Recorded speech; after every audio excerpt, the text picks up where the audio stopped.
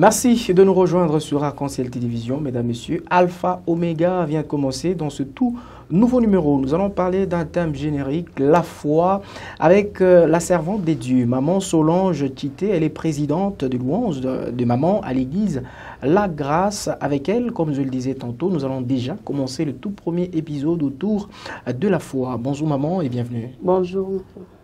Alors, Maman Solange, avec vous, nous allons parler autour de la foi selon la Bible. Qu'est-ce qu'on appelle la foi? Ok, la foi, selon la Bible, c'est une assurance.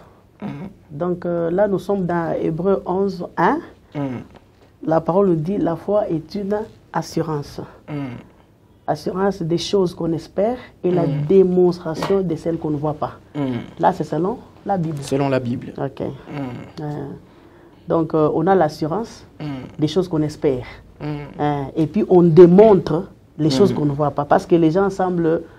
ils veulent d'abord commencer à voir pour croire. Et pourtant, la foi nous demande de démontrer les choses qu'on n'a pas encore vues. Mais l'assurance prouve que les choses nous avons au-dedans de nous. Parce que j'ai entendu encore quelqu'un qui avait dit la foi n'est plus une espérance, mais c'est une assurance. Alors moi, dans mon cœur, je me disais, pourquoi est-ce qu'on peut dire cela? Parce que si on a l'assurance en quoi? En des choses qu'on espère. Donc, on ne peut pas avoir l'assurance dans des choses qu'on ne connaît pas. Donc, nous avons l'assurance des choses que nous avons à l'intérieur de nous, à travers la parole de Dieu. Tu vois? Nous espérons et nous avons l'assurance et nous allons démontrer. On n'attend pas voir pour le démontrer. Au fait, la démonstration qu'on n'a pas encore vue, qu'on ne voit pas. Voilà. Mais on les démontre. Mais on les démontre. Voilà. Alors, Maman Solange, vous, de manière particulière, quelle est la définition que vous accordez à la foi, compte tenu des années que vous avez passées dans la vie chrétienne? Voilà. Nous prenons seulement la Bible comme la parole, ce que Christ doit laisser comme héritage. Alors, c'est la parole. La parole dit que c'est une assurance des choses qu'on espère et une démonstration des choses qu'on n'a pas encore, qu'on va démontrer, qu'on va faire voir, Exactement. même si on n'a pas encore vu. Alors, pour moi, je résume en une phrase, en disant que la foi, c'est la confiance dans la parole de Dieu. Alors, la foi, c'est la confiance dans la parole de Dieu. Oui. Selon vous, quelle est l'origine de la foi? La foi, si nous entrons dans Romains 10, 17, on nous dit que la foi vient de la parole de Dieu. Donc la foi vient de ce qu'on entend, et ce qu'on entend vient de la parole de Dieu. En fait, c'est la parole qui nous donne la foi. Cette parole nourrit notre âme, notre esprit. Vous comprenez? Ainsi, nous avons la foi. Donc la foi vient de la parole. C'est la parole qui nous donne la foi. Donc dès que tu as la parole en toi, tu dois carrément avoir la foi. Parce que cette parole que Christ nous a donnée, c'est ce qui nous assure, c'est ce qui nous fait même marcher. Sans ça, on ne peut pas. En tant que chrétien, sans la foi, on n'a pas de la valeur. C'est ça. Alors, la foi vient de ce qu'on entend, et ce qu'on entend vient de la parole de Dieu. Alors là, vous êtes en train de demander à tous les enfants des dieux qui nous regardent à l'instant précis de pouvoir, tout d'abord, commencer par entendre la parole de Dieu pour cultiver leur foi. Voilà. Et pour se dire enfant de Dieu, je vous avais dit la fois passée, ce qui signifie le christianisme. Je vous ai parlé que non, c'est comme Christ. Alors, quelqu'un ne peut pas être chrétien sans savoir les conditions de la chrétienté. Donc, je m'appelle chrétien parce que je suis modèle. Je suis le modèle qui est comme Christ. Alors, qu'est-ce que je dois? Je suis nourri par quoi? C'est pas sa parole. C'est ce qui fait que je change ma façon de faire les choses, ma façon de marcher. Donc, je veux ressembler à cet homme que je prends pour modèle. Donc, c'est ça. Tout chrétien doit avoir la foi. Et comment il nourrit sa foi? À travers la parole. C'est la parole qui grandit la foi à l'intérieur de l'homme. Et c'est la parole que nous prenons comme... Donc, il y a un cheval de... C'est sur ça qu'on s'appuie, au fait. Tout ce qu'un chrétien fait, dans sa démarche, dans tout ce qu'il fait, c'est seulement la parole qui forme un chrétien. Il n'y a pas autre chose, au fait. Alors, si la Bible est le modèle pratique, donc vous êtes d'une vie, la parole des dieux, exactement. Alors, vous êtes en train de nous faire comprendre ici que dans la Bible, l'homme trouve toute forme de solution, enfin, toute forme de problème et leur solution, quand bien même que la Bible, c'est compris pour certains comme étant une histoire déjà passée. Et donc, là, nous vivons une nouvelle ère, un nouvel ère, et donc, on peut s'en passer de la Bible. Est-ce que vous êtes du même avis que ceux qui estiment que la Bible s'est déjà révolue? C'est ce que je ne comprends pas. Parce que pour moi, je me dis, j'ai entendu un pasteur qui dit la Bible est pour la tête et la parole est pour les cœurs. Donc, un chrétien, si il te dit qu'il ne va pas marcher selon la parole, il va marcher selon quoi? Puisqu'on dit deux personnes ne peuvent pas marcher ensemble sans que... Ils se mettent d'accord. Voilà. Donc moi, je suis chrétienne, j'ai accepté Christ à moi. Et qu'est-ce que Christ me demande? C'est à travers sa parole. Comment je grandis ma foi? Comment je marche comme chrétien? Comment je me dis chrétienne? Si dans ça, il n'y a pas la parole. Si on enlève la parole, on va mettre quoi à la place de ça?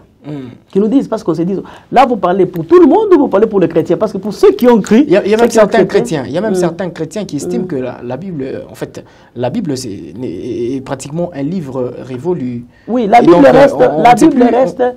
Bible reste un livre. Quand tu ne sais pas voir les contenus, ça reste un livre.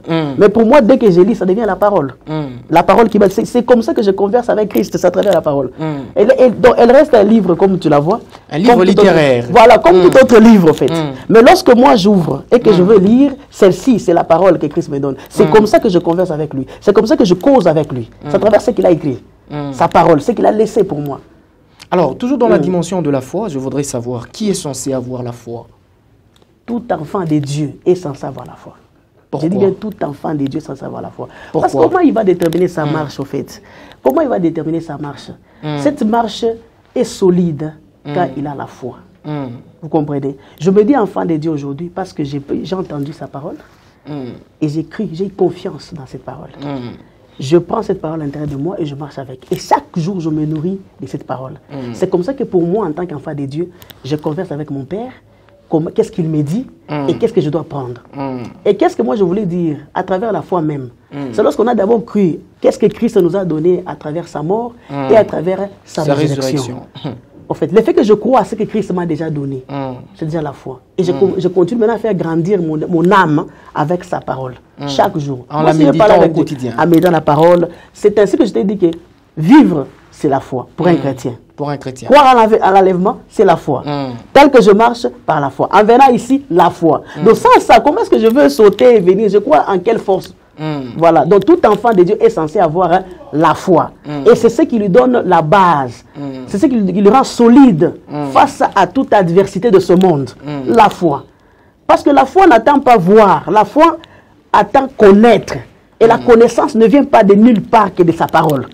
Donc la foi n'attend pas voir, mais savoir ce que tu as déjà. C'est ce que moi je parle. Maintenant, sans celle-ci, quelqu'un ne peut pas se dire qu'il est chrétien. Puisqu'il n'y a que ça qui permet ce que Christ te repère. Même dans la prière, nous prions par la foi. Personne ne peut me dire qu'il a vu Christ. C'est par la foi que nous prions. Voilà pourquoi on se dit, nous enfants de Dieu, sans ça, qu'est-ce qu'on fait? Tu pries comment? En qui tu crois? Et si tu crois en Christ, qu'est-ce que tu crois qu'il t'a déjà donné? Et qu'est-ce que tu crois qu'il t'a déjà en octroyé? C'est quoi que tu as à l'intérieur de toi en tant qu'enfant de Dieu? Et qu'est-ce qui te prouve que tu es son enfant? Vous comprenez? Donc si aujourd'hui je suis chez moi à la maison, je dis que je suis l'enfant de mon père. Il y a des raisons qui font que je suis son enfant. Exactement. Voilà. Il y a l'ADN, il y a le fait qu'il vous prenne en charge. Voilà. Il y a le fait que vous êtes sous son toit paternel. Voilà. Et que je sois connu sous ses papiers comme étant son enfant et tout le reste là. Il y a beaucoup d'éléments. Et je suis chez moi, je suis libre. Quand j'entre, que je sais comment je parle avec mon père. Plus qu'un étranger. Voilà. Donc si tu n'as pas ça, tu vas dire comment que je suis l'enfant de tel. Donc il y a des identités qu'il faut que tu portes pour te dire que je suis l'enfant de Dieu et je suis chrétienne. Alors, dans ça, la foi est un élément capital pour la marche d'un chrétien. Exactement, c'est ce que j'allais dire. Parmi les éléments qui constituent l'identité chrétienne, se trouve également la foi en Christ. Et maintenant, quand est-ce qu'on parle de la foi de manière pratique dans une vie? La foi dans une vie, c'est... Tu vois, quand les choses ne semblent pas être... celles qui doivent être. Voilà. En fait, la foi en question, c'est quand on marche pas selon la logique du monde, en fait. C'est quand les choses semblent être... Il y a des imprévus. Quand les choses ne te promettent pas, en fait, devant toi. Un désespoir total. Voilà. C'est à ce moment-là que on met l'acte de foi. Donc, lorsque les choses semblent être compliquées, où tu ne vois même pas l'issue, il y a mambo, comment ça va se faire. Tu ne connais même pas comment ça va se faire. Je donne un exemple. Par exemple, tu pars à l'hôpital. On dit que non, voilà, tu souffres soit des cancers et tout le reste là. On t'a même dit que la fin de la chose, là, ça sera la mort. On te limite même le nombre de jours. En fait, tout semble être difficile pour toi. Mais la foi intervient à ce moment-là. Puisque tu ne vas pas vivre selon ce que le médecin dit, ou selon ce que le monde dit, ou selon ce que toi tu vois. Parce que selon la logique, voilà, tu n'as que 6 jours. C'est la logique, tu n'as que 6 mois à cause de ce genre de cancer que tu as. Mais selon la foi, c'est que je puise dans ce que j'ai reçu à travers la parole de Christ. Qu'est-ce que Christ dans ce que vous avez lu dans la parole de Dieu. Voilà. En quoi j'ai écrit? En quoi j'ai écrit? J'ai écrit en Christ et en sa parole. Voilà. Maintenant, je puise dans ça. Qu'est-ce que je fais sortir?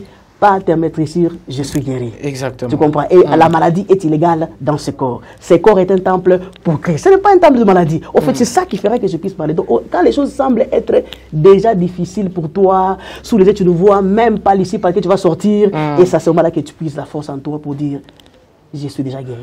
Pas maintenant, depuis longtemps. Là, voilà. Depuis la croix de Golgotha. Depuis la mort de Jésus-Christ. Et sa résurrection m'a donné la force. Et ma foi n'est pas vaine. Alors, Maman Solange, il y a une femme qui est en train de nous regarder, ça fait 7 ans, 8 ans, elle est légalement mariée, correctement et même proprement. Elle est chez elle à la maison, mais elle n'a pas encore conçu. Elle avait au début cette foi dont vous êtes en train de parler.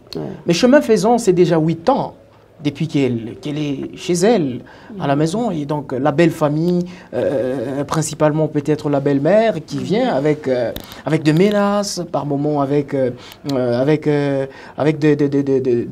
des histoires qui peuvent affaiblir davantage sa foi, qui peuvent affaiblir sa psychologie.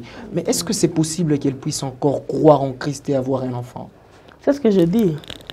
Les problèmes de croire en Christ ne dépendent pas des humains ou des gens qui nous entourent, en fait, ou de ce qu'ils disent. Voilà pourquoi je dis, quand tu as la foi, tu vis hors logique. Devant elle, elle voit que tout semble être difficile. La belle-mère et tous ces gens qui se moquent d'elle. Moi, je dis ce soir de rentrer dans la parole. La parole nous dit, dans sa maison, il y aura ni femme stérile, ni femme qui avorte. Nous, on ne vit pas selon les règles du monde. On vit selon les règles de Dieu. Chrétien, et qu'on a catalogue yaki. Comme tout appareil qui vient, et qu'on a catalogue yaki pour lire comment ça fonctionne. Et pour chrétien, catalogue, c'est la parole de Dieu. Alors, elle ne peut que se référer à la parole de Dieu. Et sa foi ne peut pas grandir par rapport à ce qu'elle entend. Elle entend des autres. C'est entendre la parole de Dieu. Alors qu'elle puisse avoir encore plus de force, de lire la parole et d'y croire. J'ai déterminé au départ, j'ai expliqué ce que c'est la foi. Qu'elle aille dans la parole. Elle va lire dans Hébreu. On lui dit l'assurance des choses qu'on espère. Donc elle doit d'abord commencer à croire qu'elle est déjà fertile. Parce que la parole me dit, c'est Dieu qui rend la terre stérile féconde. C'est lui qui fait germer l'herbe dans la montagne. Ce n'est pas un homme qui a des limites. Alors pour elle, il suffit d'aller prendre ce que les gens trouvent invisible et le rendre visible à travers sa propre foi.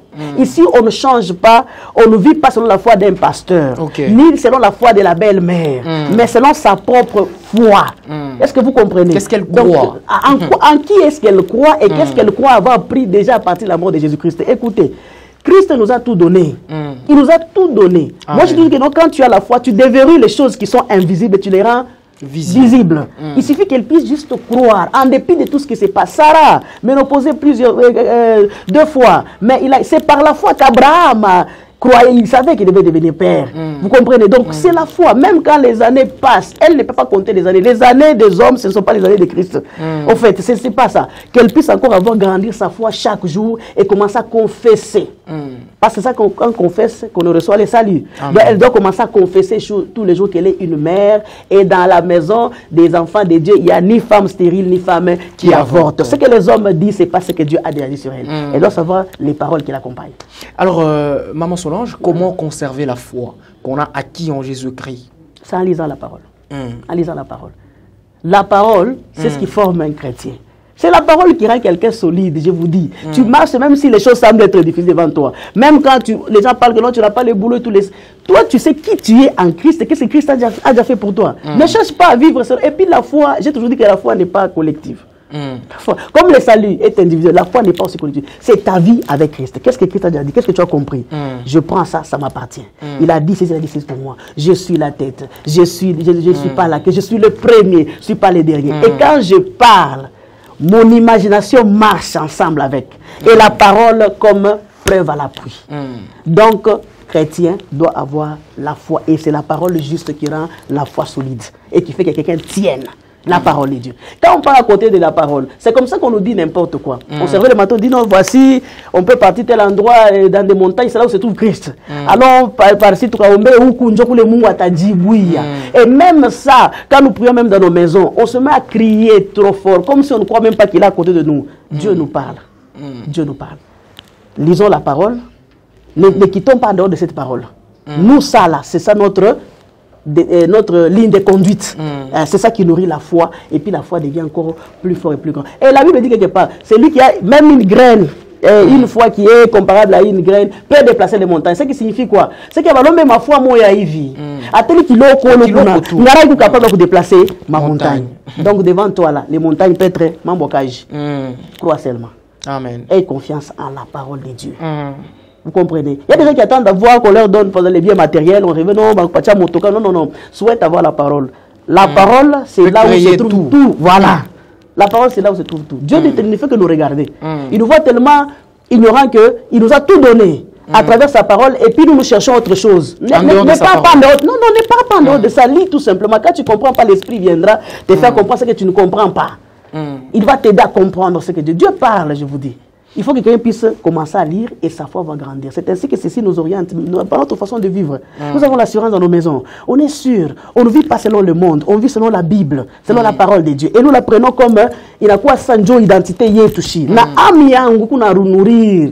Il a nourrir même les choses extérieures. Am kamiku déjà nourri. C'est ça qui nourrit l'âme, la parole. C'est pas la nourriture. La nourriture nourrit le corps. Mais cette nourriture spirituelle, c'est ce qui nourrit l'âme. Et quand l'âme est nourrie, la foi grandit. Amen. Voilà. Alors, Maman Solange, on rentre dans la Bible. Le père de la foi, Abraham, qui est considéré comme cela, à un certain moment, il était fatigué. La promesse est venue de pouvoir avoir un enfant, mais il s'est senti fatigué. Induit en erreur, je peux dire, par sa femme, Sarah, qui lui dit, eh bien, tu peux prendre Agar, ma servante. Ismaël est venu. Est-ce que l'entourage à un certain moment, les amis à un certain moment, ne peuvent pas influer sur la foi d'un chrétien? Si. Moi, je pense que pour celui qui est plus solide, je prends Sarah comme une femme comme toute autre. Tu comprends, non? Elle a vécu aussi les hauts et les bas. Et je comprends aussi, comme toute autre femme qui peut... Non, elle riait par rapport à son âge aussi. Mais on a dit, ne t'ai-je pas dit si tu crois. Tu verras la gloire. Voilà. Donc pour moi, je ne prends pas, je prends la promesse de Dieu reste une promesse. Et quand Dieu promet, il finit par réaliser. Et moi pour le moment, je ne veux pas comme Sarah. Moi je n'attends pas dire à Abraham, cherchez Agar. Non. Moi je crois. Même si ça dure, je sais que ça finira par s'accomplir. C'est ça. Donc, on ne va pas prendre tous les défauts des autres. Sarah était aussi une femme, comme toute femme. Elle a vu que non, voilà, ça passe. Mais sinon, dans ça, nous voyons comment est-ce que la promesse de Dieu, quand elle est déjà déclarée, elle finit par s'accomplir. Et pour le moment, quelles sont les promesses de Christ qu'elle a fait pour nous? C'est dans ça qu'on lit. Quand je dis à la femme là qui a 8 ans, que la Bible dit que dans sa maison, il n'y aura ni femme stérile, ni femme qui avorte. Elle doit prendre ça comme une parole qui est déjà dite. Même si le nombre d'années traîne, qu'elle soit seulement sûre. La Bible dit l'assurance des choses qu'on espère. Donc c'est ça qui est réel. Et puis la Bible dit la ferme assurance. La ferme assurance. Donc même si les autres viennent ici parler tout ça, moi j'étais stérile, j'ai fait 4 ans. Voilà. Mais je croyais toujours que je suis... Parce que je suis une mère. Je ne peux pas rester dans le mariage sans avoir d'enfant. C'est pas pour que je suis dans le mariage, c'est pas pour que je suis une femme. Et qu'est-ce que la Bible dit? Je prends ça, je mets à moi. Et chaque fois je préparais toujours les habits des bébés dans la maison. Nous allons parler des actes de la foi. Ça sera dans un autre épisode, Maman Solange. On parlera des actes de la foi. Alors, je voudrais que vous puissiez donner une conclusion quant à ce qui concerne la foi de manière générique. Voilà, ce que je voulais dire aux enfants de Dieu, c'est que tenez la foi. La foi vient de la parole de Dieu. Nourrissez cette foi avec la parole de Dieu. La foi, c'est une bonne vie pour une chrétienne. Quand tu as la foi, tu ne te laisseras jamais influencer par le monde extérieur. Quand tu as la foi, tu connais en qui tu as cru et qu'est-ce que Christ t'a déjà donné depuis longtemps. Pour le moment, je peux dire que nous ne sommes plus même pas les enfants des provinces d'ailleurs. Nous sommes les enfants des acquis. On a promis à Abraham, on a promis cette fois-ci, à partir de la mort de Christ et sa résurrection, nous sommes les enfants des acquis. Ce que nous désirons, ce que nous croyons que nous avons, nous les aurons. et nous les aurons pas demain. Même si je mets ça au futur, c'est maintenant. Donc la foi, c'est maintenant. Le futur proche. Ah, la foi, c'est maintenant. Tout ce que il suffit seulement de déverrouiller ce que tu as. Et tout ça vient de la connaissance. La connaissance, c'est la parole. Quand tu ne connais pas, M. RCL, si tu n'espères pas un jour conduire les véhicules, comment est-ce que tu peux, même si tu connais pas, quand tu ne connais pas les véhicules, comment tu sauras qu'il faut que tu puisses conduire? Il faut apprendre. Il faut d'abord savoir que les véhicules existent. Voilà pourquoi je parle que la connaissance vient de la parole. Les véhicules existent. Alors vient le désir de vouloir conduire. Ah, donc il faut que cette foi soit nourrie chaque jour de la parole de Dieu. Tu as d'abord cru en Christ par la foi. Tu marches selon la foi. Tu crois en l'enlèvement selon la foi. Alors grandis cette foi avec la parole. Quand la parole est en toi, même l'ennemi, Jésus a gagné le diable à travers la parole. Quand il a été tenté, il est écrit, c'était dans la parole. Alors tenez cette parole comme étant votre épée de combat, comme ceinture de sécurité. Et ça va vous épargner beaucoup de choses dans la vie. Merci Maman Solange Tchité. La foi était la thématique qu'on a développée avec lui dans ce premier épisode. Merci à vous, chers téléspectateurs. On va se retrouver dans le deuxième épisode avec la même invitée, servant des dieux, Maman Solange Tchité, pour parler cette fois-là des actes de foi. Au revoir.